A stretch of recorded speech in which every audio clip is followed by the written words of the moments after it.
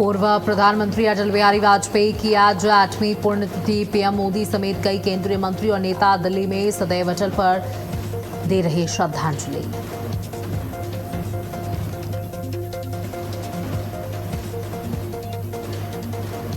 अलवर में आज अमित शाह करेंगे नई डेयरी संयंत्र का शिलान्यास। विजयनगर ग्राउंड में आयोजित है सहकार से समृद्धि कार्यक्रम। पीएम किसान व फसल बीमा लाभार्थियों को डीबीटी से मिलेगी राशि।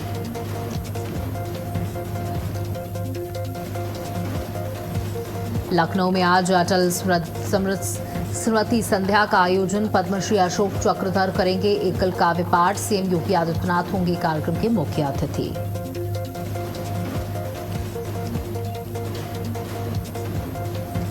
झारखंड के सभी जिलों में आज सरकार का पुतला दहन करेंगे आंदोलनकारी छात्र। मांगे पूरी नहीं होने पर 20 अगस्त को सीएम आवास का करेंगे घेराव। छात्रों ने सीएम हेमंत सोरेन से मांगा इस्तीफा। आज से आम जनता के लिए खुला राष्ट्रपति भवन का अमृत उद्यान। 15 सितंबर तक कर सकेंगे भ्रमण। एंट्री पूरी तरीके से फ्री।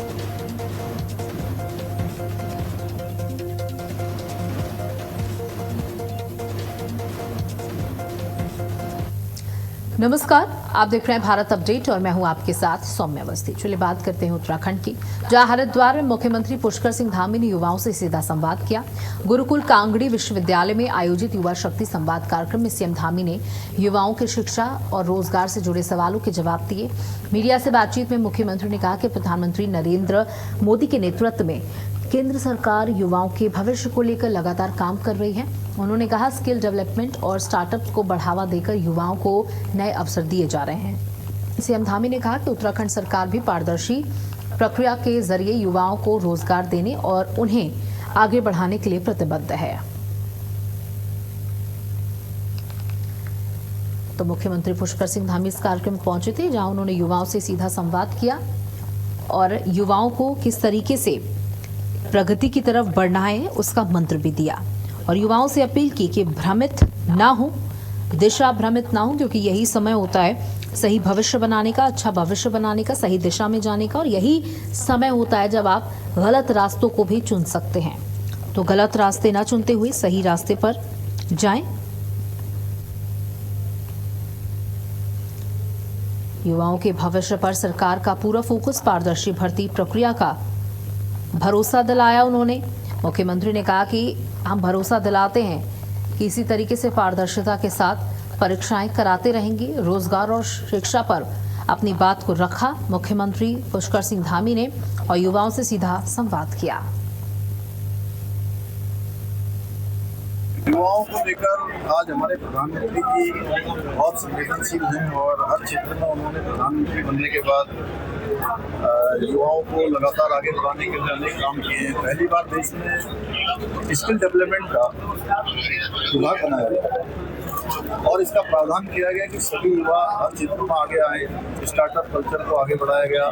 आज भारत पूरी दुनिया का तीसरा सबसे बड़ा इकोसिस्टम वाला देश है।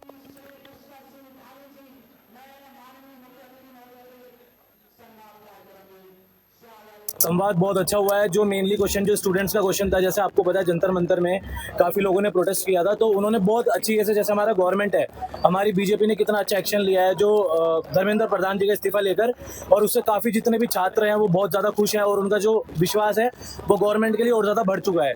तो अभी हमारी जब सीएम सर से बात हुई थी तो उन्होंने स्पेशली मेरे को संयोजक बनाया है अभी आने वाले जितने भी इन्फ्लुएंसर, जितना भी मिनिस्टर ऑफ इन्फ्लुएंसर बनेगा उसके लिए, और हम लोग छात्र की सारी बातें उनसे रखेंगे। और हमको जो रिजल्ट मिला है वो बहुत अच्छा मिला है कि बहुत सारे नए कानून बनाए गए हैं सरकार के द्वारा, जैसे नकल विरोधी कानून है, और उस कानून के साथ साथ कि हमारा उत्तराखंड जो फर्स्ट नंबर पे है जिसने ये कानून बनाया है, और इसके साथ साथ अगर ये कानून ऑल ओवर इंडिया में बनता है तो मुझे लगता है कि जो जैसे जितने भी एग्जाम लीक वाली चीजें हैं वो कोई भी आगे से नहीं हुई। वहीं खटीमा में मुख्यमंत्री पुष्कर सिंह धामी ने जनता की समस्याएं सुनी और अधिकारियों को त्वरित समाधान के निर्देश दिए। लोहिया हेड हेलीपैड स्थित कैंप कार्यालय में सीएम धामी ने जनप्रतिनिधियों और आम लोगों से मुलाकात कर उनकी शिकायतों और सुझावों को गंभीरता से सुना। मुख्यमंत्री ने कहा कि जनसेवा सरकार की पहली प्राथमिकता है और हर शिकायत का समयबद्ध एवं पारदर्शी निस्तारण किया जाना चाहिए। इस दौरान सीएम धामी ने दिव्यांगजनों और वरिष्ठ नागरिकों को सहायक उपकरण भी वितरित किए। साथ ही ग्रामोत्थान योजनाओं के तहत महिला समूह को वाहनों की चाबियां भी सौंपी गईं।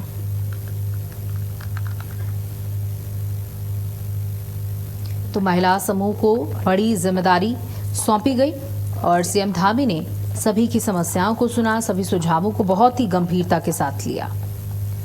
अधिकारियों को समाधान के तुरंत निर्देश भी दिए और दिव्यांगजनों को सहायक उपकरण बांटे, गाड़ियों की चाबियां भी सौंपी।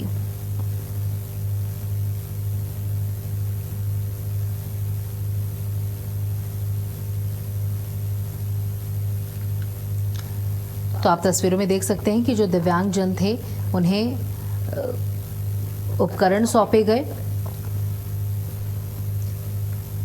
और सभी के सुझावों को सुना, सभी की शिकायतों को सुना, क्योंकि मुख्यमंत्री का कहना है कि हमारी पहली जिम्मेदारी समस्याओं को सुनना है और उनको निस्तारण करना है। हरिद्वार में बारिश का असर रेल यातायात पर भी देखने को मिल रहा है। देहरादून हरिद्वार रेल मार्ग पर मोतीचूर के पास भारी बारिश के चलते एक पेड़ रेलवे ट्रैक पर गिर गया, जिससे कुछ समय के लिए रेल संचालन प्रभावित हो गया। सूचना मिलते ही जीआरपी पुलिस और रेलवे की रेस्क्यू टीम मौके पर पहुंची और ट्रैक को साफ करने का काम शुरू कर दिया। टीमों ने पेड़ को काटकर हटाने की कार्रवाई की ताकि रेल यातायात जल्द सामान्य किया जा सके। फिलहाल रेलवे अधिकारी पूरे हालात पर नजर बनाए हुए हैं और सुरक्षा को लेकर सतर्कता बरती जा रही है।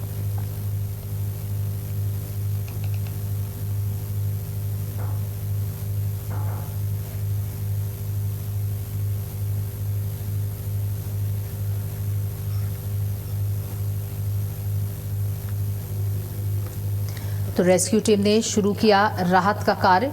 हरिद्वार से तस्वीरें जहां रेलवे यातायात सामान्य करने की कवायद तेज कर दी गई।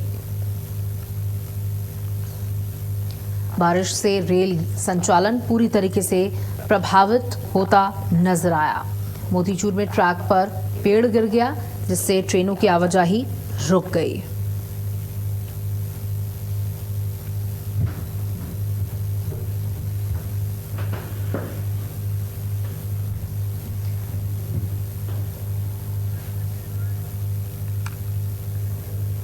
स्वतंत्रता दिवस के अवसर पर सूचना एवं लोक संपर्क विभाग के महानिदेशक बंशीधर तिवारी ने विभागीय परिसर में ध्वजारोहण किया। इस दौरान उन्होंने सभी अधिकारियों और कर्मचारियों को स्वतंत्रता दिवस की शुभकामनाएं दी। महानिदेशक ने देश की आजादी के लिए अपना सर्वस्व न्यौछावर करने वाले स्वतंत्रता सेनानियों के त्याग और बलिदान को याद किया। साथ ही अधिकारियों और कर्मचारियों से अपने दायित्वों का पूरी निष्ठा, पारदर्शिता और जिम्मेदारी के साथ निर्वहन करने का आह्वान किया। कार्यक्रम में विभाग के वरिष्ठ अधिकारी और कर्मचारी मौजूद रहे। बता दें, इस कार्यक्रम में सभी बड़े अधिकारी मौजूद रहे, सभी कर्मचारी मौजूद रहे। ध्वजारोहण किया गया और उसके बाद उन स्वतंत्रता सेनानियों को याद किया गया जिन्होंने कभी अपने बारे में नहीं सोचा, सिर्फ देश के लिए बलिदान दिया। हरिद्वार में योग गुरु बाबा रामदेव ने 80वें स्वतंत्रता दिवस के अवसर पर पतंजलि योगा पीठ में ध्वजारोहण किया। इस दौरान उन्होंने भ्रष्टाचार, नशे और युवाओं में बढ़ती अनुशासनहीनता को लेकर चिंता जताई। बाबा रामदेव ने भ्रष्टाचारियों को चेतावनी देते हुए कहा कि सुधार जाइए, कहीं ऐसा ना हो कि उन्हें फिर से आंदोलन के लिए सड़कों पर उतरना पड़े। उन्होंने कहा कि मनमर्जी को स्वतंत्रता नहीं कहा जा सकता, बल्कि आजादी के साथ अनुशासन और जिम्मेदारी भी जरूरी है। बाबा रामदेव ने देशवासियों से भ्रष्टाचार, बेईमानी और नशे के खिलाफ एकजुट होने और नशा मुक्त, भ्रष्टाचार मुक्त भारत बनाने का संकल्प लेने की अपील की। देखिए, बाबा रामदेव ने कहीं ना कहीं एक चेतावनी भी दी उन युवाओं को जो गलत ट्रैक पर हैं, जो अनुशासनहीनता करते हैं।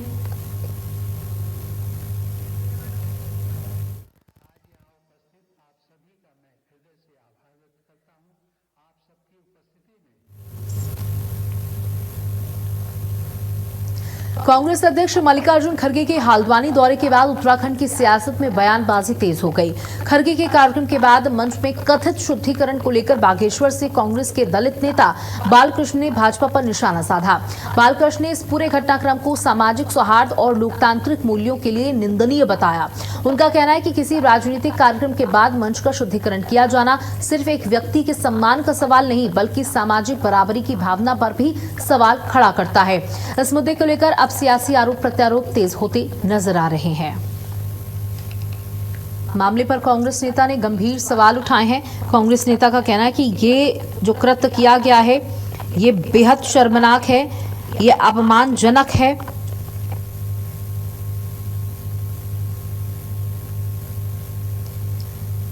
मंच शुद्धिकरण को बताया सामाजिक बराबरी। मामले पर कांग्रेस नेता ने गंभीर सवाल उठाए। खरगे के मंच शुद्धिकरण पर सियासत तेज होती हुई नजर आ रही है।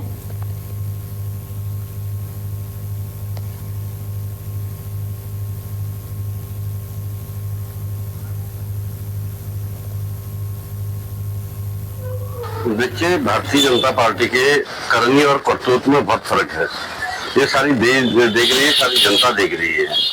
ये अगर आप गूगल में अगर सर्च कराएं तो भारतीय जनता पार्टी के जो लीडर हैं उनकी रिश्तेदारी मुसलमानों के साथ है।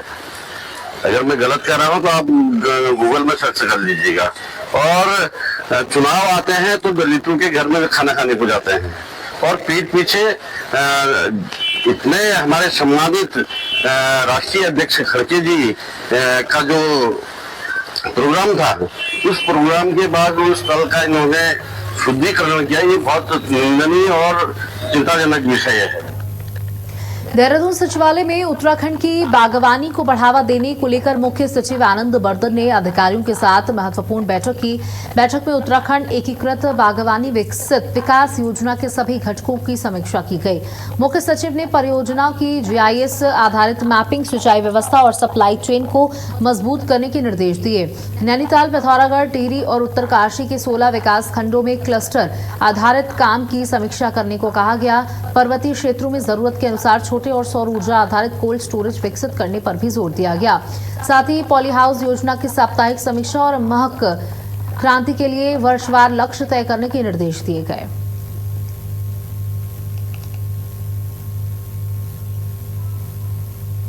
तो इस बैठक में तमाम चीजों पर डिस्कशन हुआ। छोटे और सौर ऊर्जा आधारित कोल्ड स्टोरेज पर जोर दिया गया। देहरादून में मंत्र चिकित्सा पर शोध को लेकर महत्वपूर्ण संगोष्ठी आयोजित की गई। उत्तराखंड संस्कृत संस्थान और श्री महंत इंद्रेश अस्पताल के संयुक्त तत्वाधान में हुई बैठक में मंत्रों के प्रयोग, प्रभाव, उच्चारण की शुद्धता और निर्धारित विधि नियमों पर विशेषज्ञों ने चर्चा की। चिकित्सा विशेषज्ञों ने कहा कि यदि किसी बीमारी के उपचार से जुड़े प्रामाणिक साहित्य उपलब्ध हैं तो मरीज की सहमति और नैतिक सहमति की मंजूरी के बाद प्रयोगात्मक अनुसंधान आगे बढ़ाया जा सकता है। वहीं संस्कृत शिक्षा सचिव ने विद्वानों से 10 दिनों के भीतर संबंधित साहित्य उपलब्ध कराने को कहा ताकि शोध प्रक्रिया शुरू की जा सके। बैठक में संस्कृत विद्वान, चिकित्सा विशेषज्ञ और अधिकारी मौजूद रहे।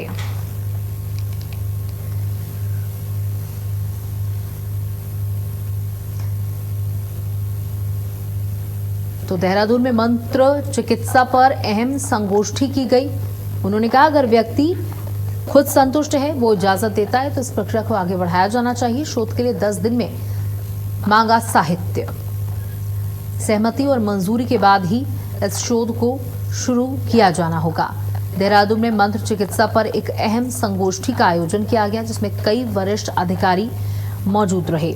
हर एक बिंदु पर विचार विमर्श भी किया गया। किसी भी पॉइंट को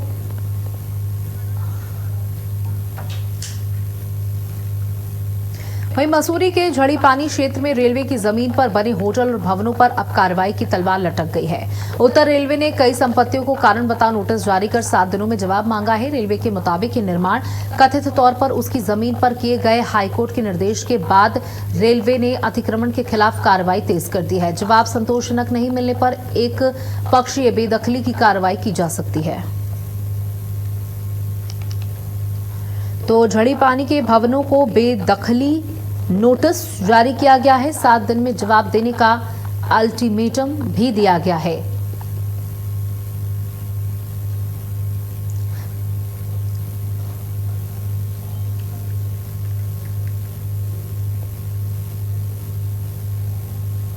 ये फोटो खींच के ले गए सब लोगों के, तो हम लोगों ने रात में भी विरोध करा कि आप दिन में आइएगा।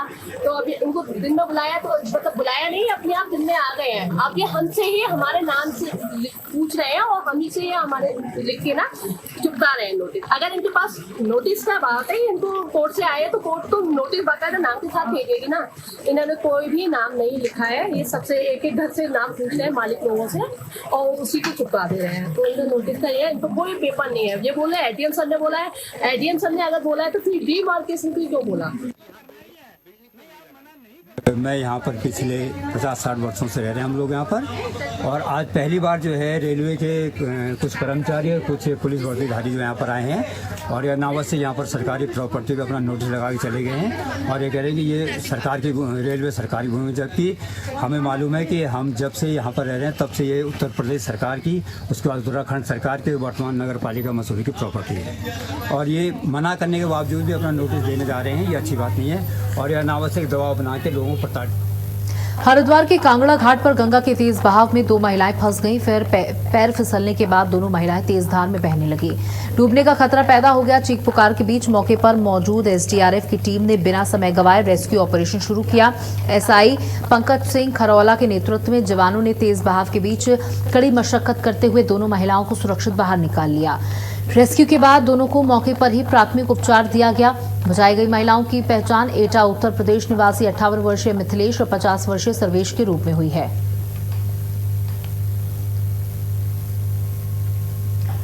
तो आप तस्वीरों में देख सकते हैं कि किस तरीके से महिलाओं को एसडीआरएफ और एनडीआरएफ की टीमों ने बचाया और महिलाओं ने उसके बाद टीमों का धन्यवाद भी किया। गंगा के तेज बहाव में 2 महिलाएं फंस गई और देखिए, लोगों से यही अपील की जाती है कि जब नदियां अपने तेज बहाव में हो तो इस तरीके की लापरवाही नहीं करनी चाहिए। अब ये महिलाएं इस घटना को अपने पूरे जीवन में याद रखेंगी। और बता दें कि गंगा का तेज बहाव है और लोगों से यही अपील की जा रही कि आप सुरक्षा घेरे तक ही रहें, उसके आगे बढ़ने का प्रयास ना करें। कांगड़ा घाट पर ये फिसलने वाला हादसा हुआ। तेज धार में जवानों ने सफल रेस्क्यू भी चलाया। हरिद्वार से आपको खबर दे रहे हैं, जहां गंगा के तेज बहाव में 2 महिलाएं के फंसे होने की खबर मिली थी, जहां एसडीआरएफ की टीमों ने, एसडीआरएफ के जवान वहां पर मौजूद थे, तुरंत पानी में कूदकर उन महिलाओं की कड़ी मशक्कत के बाद जान बचाई। आप देख सकते हैं इस समय नदियां जो हैं वो अपने रौद्र रूप में हैं। वहीं मसूरी के माल रोड पर रविवार को बड़ा हादसा टल गया। न्यू मार्केट क्षेत्र में एक अनियंत्रित जीप सड़क में फिसलकर सीधे एक रेस्टोरेंट में जा घुसी। हादसे के वक्त रेस्टोरेंट में मौजूद ग्राहक और कर्मचारी समय रहते बाहर निकल गए, जिससे बड़ा नुकसान होने से बच गया। हालांकि जीप की टक्कर से रेस्टोरेंट का फर्नीचर, शीशे और अन्य सामान क्षतिग्रस्त हो गया। घटना के बाद मौके पर अफरा तफरी मच गई।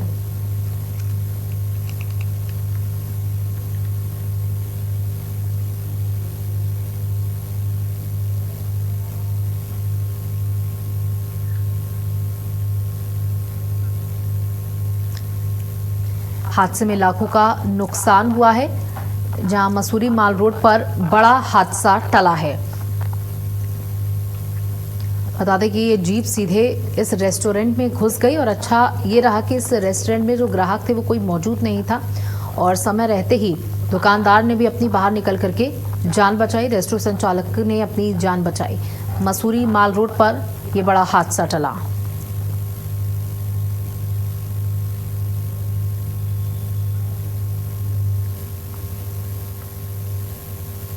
इसका जो सप्लायर वाला लड़का है उसने जो है गियर हिला दिया।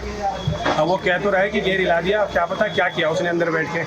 और जस्ट यहीं पे खड़ी थी, गज्जू भाई का ढाबा है उनियाल के हमारे, और कस्टमर भी खड़े थे। बड़ी मुश्किल से जान बचाई लोगों ने भाग के, लेकिन बच गए। लेकिन नुकसान बेचारे का 2 लाख 2.5 लाख रुपए का नुकसान कर गए। 50,000 रुपए के तो तंदूर है और सर फ्रीज अलग है, 30-40 हज़ार का फ्रीज है। और सबसे पहली बात है कि चलो आदमी बच गए और खुद होटल वाला भी बच गया, जो कस्टमर थे वो भी बच गए, अपनी जान बचाई भाग के। वहीं रामगढ़ में टेम्पो ट्रैवलर के गहरी खाई में गिरने से बड़ा हादसा हो गया। SP crime doctor Jagdish Chandra के मुताबिक टेम्पो ट्रैवलर में 22 लोग सवार थे और वाहन मुक्तेश्वर से रामगढ़ की ओर जा रहा था। इसी दौरान वाहन करीब 50 से 60 मीटर गहरी खाई में जा गिरा। सूचना मिलते ही पुलिस, एसडीआरएफ, फायर, एनडीआरएफ की टीमें मौके पर पहुंची और रेस्क्यू ऑपरेशन शुरू किया। घायलों को बाहर निकालकर तत्काल हायर सेंटर भेजा गया। हादसे में एक युवक की मौत हो गई, जबकि एक व्यक्ति का रेस्क्यू जारी है। फिलहाल हादसे की वजह साफ नहीं है और चालक के नशे में होने की भी जांच की जा रही है।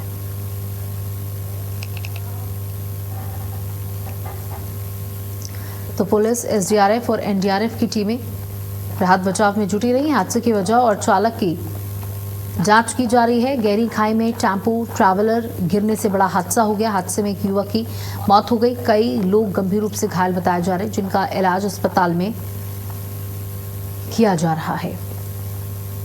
बता दें कि टेम्पो ट्रैवलर गिरने से बड़ा हादसा हो गया। एक व्यक्ति की तुरंत मौत हो गई। वहीं कई लोग गंभीर रूप से घायल बताए जा रहे हैं, जिनका इलाज अस्पताल में किया जा रहा है।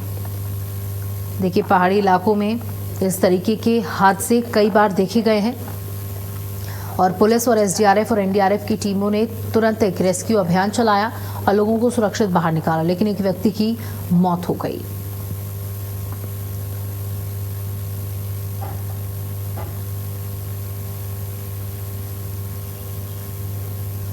तो पुलिस, एसडीआरएफ, एनडीआरएफ ने रेस्क्यू अभियान चलाया। हादसे की वजह और चालक की जांच की जा रही है।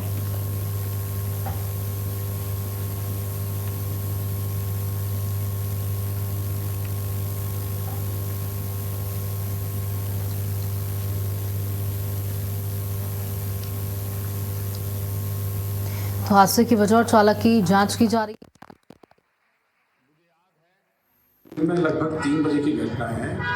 एक टेम्पो ट्रैवलर जिसमें कि 22 लोग सवार थे, मुक्तेश्वर से रामगढ़ की ओर को आ रहे थे। तो रामगढ़ से कुछ स्थान पहले लक्ष्मीकांत से 3 किलोमीटर पहले ये टेम्पो ट्रैवलर 50-60 मीटर नीचे गहरी खाई में चला गया। सूचना मिलते ही जो स्थानीय चौकी पुलिस के लोग हैं, स्थानीय ग्रामीणों की मदद से उन्होंने उन लोगों को बाहर निकाला है। उसके बाद एसडीआरएफ और एनडीआरएफ की टीमें भी वहाँ पहुँची, स्थानीय रौली थाने की टीम पहुँची, अधिकारीगण वहाँ पे पहुँचे हैं। रेस्क्यू का काम कर लिया गया था। इस पूरे घटनाक्रम में एक व्यक्ति की मृत्यु हुई है। एक व्यक्ति अभी भी वहाँ पे दबा हुआ है, जिसका रेस्क्यू किया जा रहा है। चमोली के मायापुर पीपलकोटी में निर्माणाधीन टीएचडीसी टनल में राहत और बचाव अभियान जारी है। गढ़वाल सांसद अनिल बलूनी ने मौके पर पहुंचकर टनल का निरीक्षण किया और रेस्क्यू अभियान का जायजा लिया। उन्होंने बचाव दलों से बातचीत कर अब तक की कार्रवाई की जानकारी भी ली और जरूरी दिशा निर्देश दिए। टनल में फंसे 3 श्रमिकों की तलाश के लिए एसडीआरएफ, एनडीआरएफ और अन्य बचाव टीमें लगातार जुटी हुई हैं।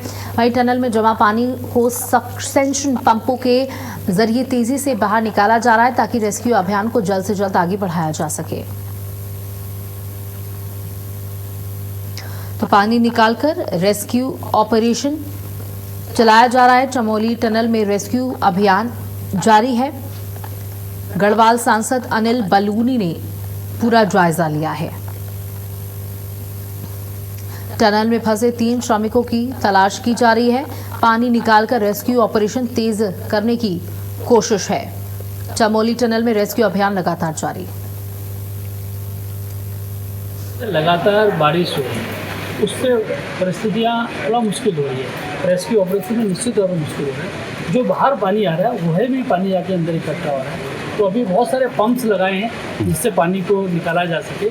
और अभी जो प्रशासन ने मुझे बताया कि आने वाले समय में हम लोग काफ़ी आगे बढ़ पाएंगे और पानी काफ़ी तेज़ी के साथ कई पंप्स लगाए निकाल लिया जाएगा। और जहाँ पर कुछ लोगों के होने की 3 लोगों के होने की ऐसा लगता है कि वहाँ पर हो सकती है, तो वहाँ तक पहुँचने की तैयारी करें। और इसी के साथ इस बुलेटिन में इतना ही। नमस्कार।